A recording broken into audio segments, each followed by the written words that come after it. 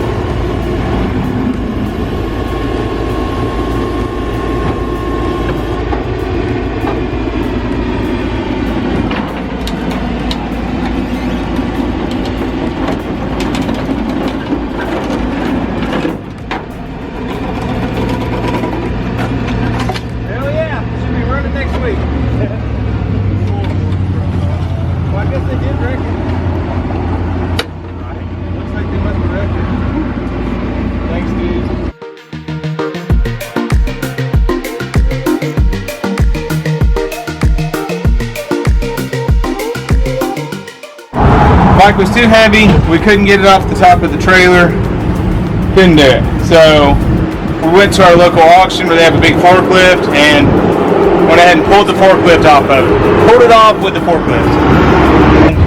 I'm assuming they wrecked it because it broke the bolt off the floorboard mounts. And I thought this was spray painted black, but it looks like it's just burnt. Hell, I can't really tell yet. The fittings, fuel fittings are burnt. The belt burned off of it. That's a pain in the ass because you got to take off the inner and outer primary and the swing arm. That's what's left of the fuse box. So I guess what our plan is right now, we'll just go ahead and get it in the shop, get everything apart, see how bad it is. It looks like it definitely had some kind of a battery fire though. You know what? See where that was right there? There's no fuse here.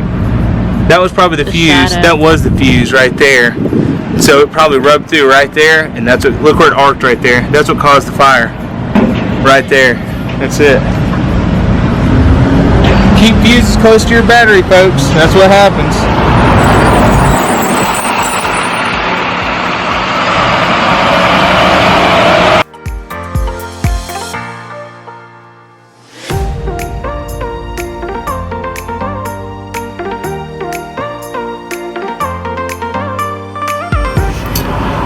Alright, so just going to go over the bike real quick, show you, you can see the brake lines right there next to the battery. They've stolen the rear caliper off of it, I don't know why.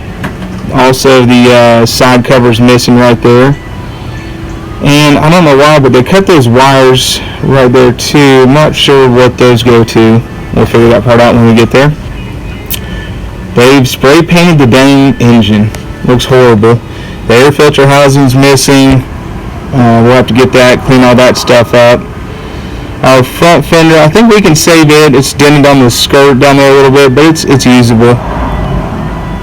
The headlight's missing. The Michelle's bent a little bit. Once again, I think I can save that too. Doesn't look too awful bad. And obviously we're replacing the front wheel. We'll either do a 21 or a 23. The cables are trashed, but we're going to replace all that and that brake lever when we do or clutch lever, I'm sorry, when we do the 23. The tank's usable, it's not in bad shape. The fuel lines got melted off of it, but I think I have some used replacements for that. And there's what's left of the fuse box, but all that comes with the main harness, so we'll replace all that.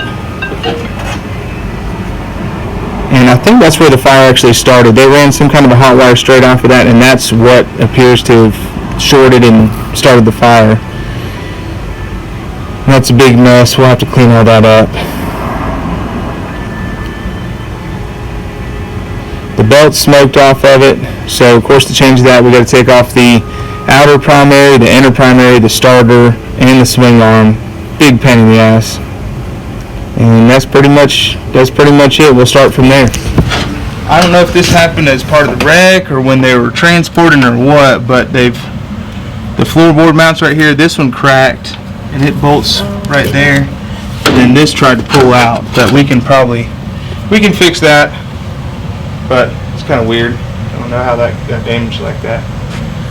But first we're going to start off getting this tank off, get the fuel out of it, and then we'll start getting the back half off of it too, and get this old harness off. Crispy Critter 2.0. Here we go.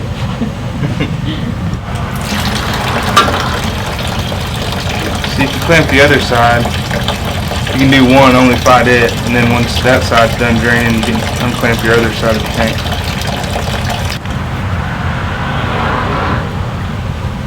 See, whatever they spray painted on this engine, damn, they did spray paint it. Look, the gasoline takes it right off.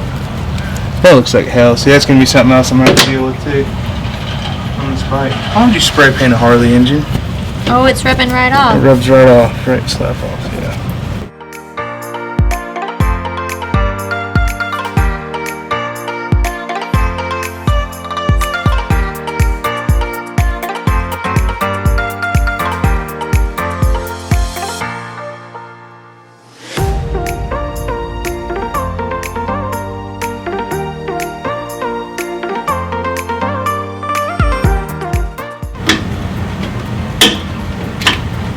Now I'm just going to go through here and try to get this harness out. I don't know where all I got to take loose to get it all out, but I'm just going to do it as I go along here. Probably get this old battery out of here. I can go ahead and do that.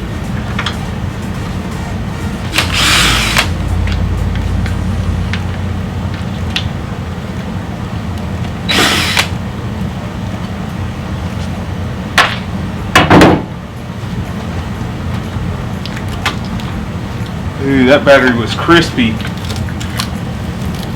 So crispy. Damn.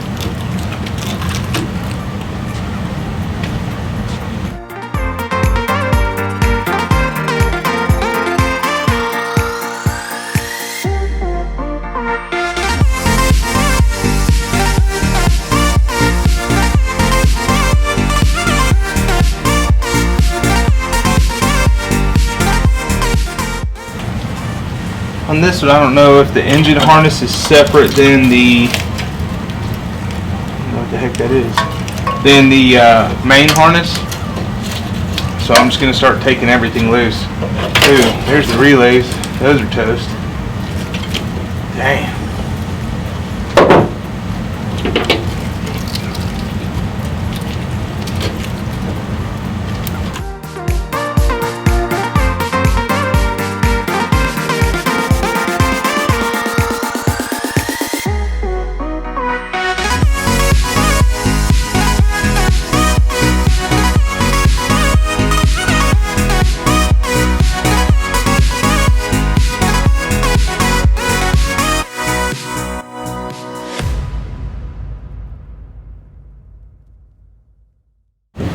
I'm going to take plenty of pictures because I don't know where all this stuff goes. I'm going to try to remember anything that I'm taking loose.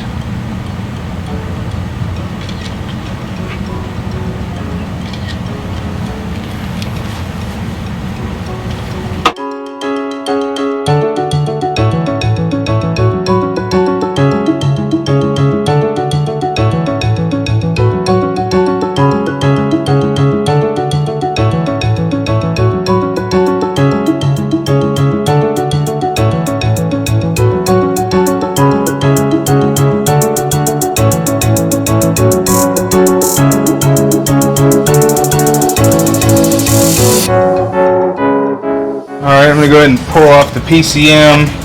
And this is the engine harness. So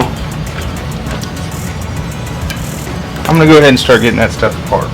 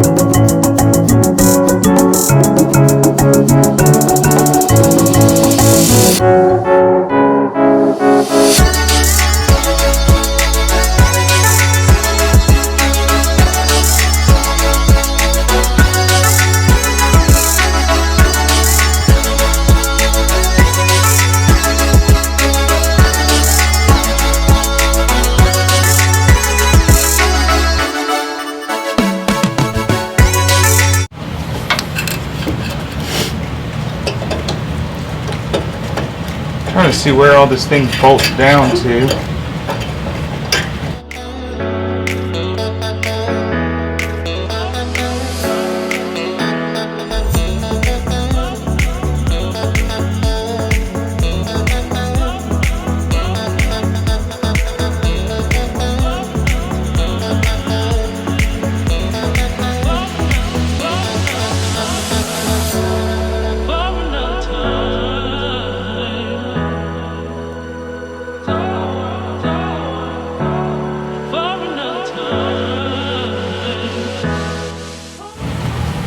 I was hoping there would be different spots in here where the engine harness and the main harness would connect together so it'd be easier to swap out, but it doesn't appear so.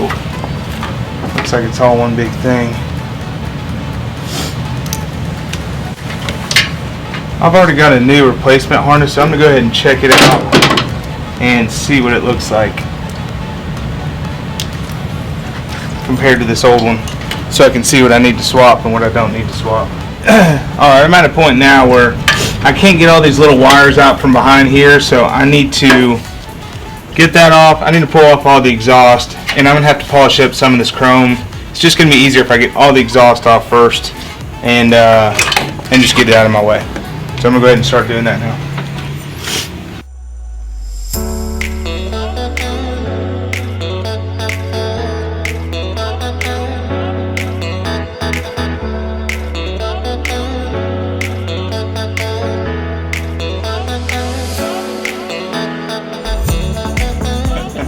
So we're going to pull the exhaust off. It's a little rusty up here. It's giving me a hard time, so I'm not going to mess with that. And I just pulled off this, I think it's called a cleaves block, but it holds in the swing arm bushing and stuff. I'm just going to take it off because I can get to these wires that I need to come out from the bottom here. So I'll go ahead and pop the little clips loose underneath here and run out the rest of my harness.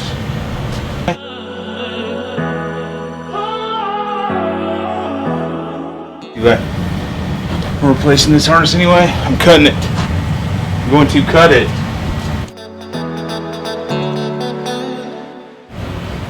It's going to be easier with the starter off. I guess and I got to pull the starter off anyway to put a belt on it. Might as well start pulling the starter off.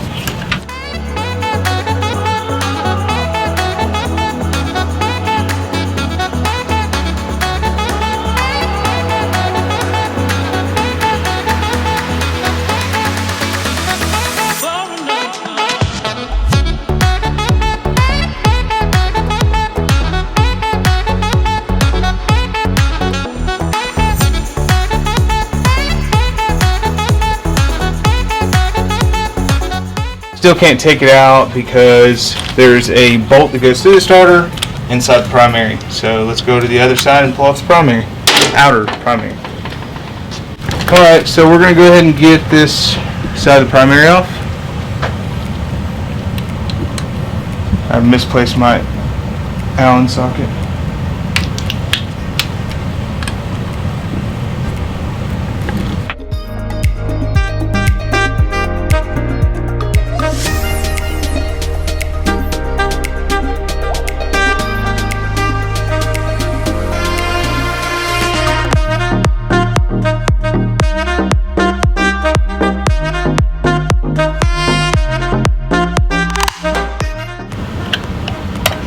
Never misplacing my 3/16 Allen socket ever again. This is BS by hand.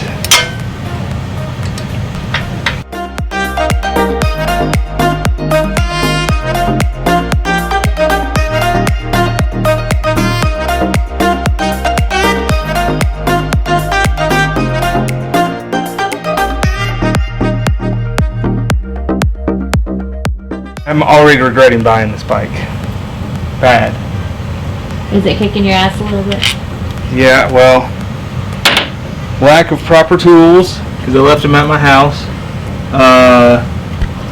Fact that it's old. Yeah, I'm kind of regretting it. It's just a bunch of stuff all at once. I just keep finding more stuff wrong with it.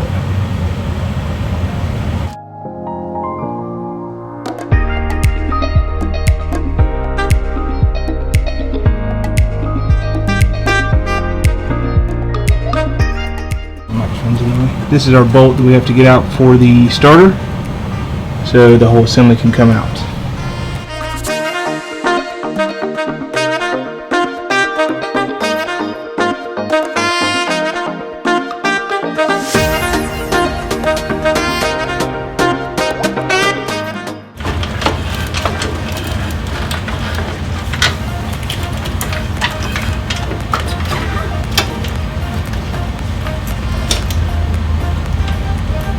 Well, our starter might just be staying right there, because it don't look like it's fitting out of there.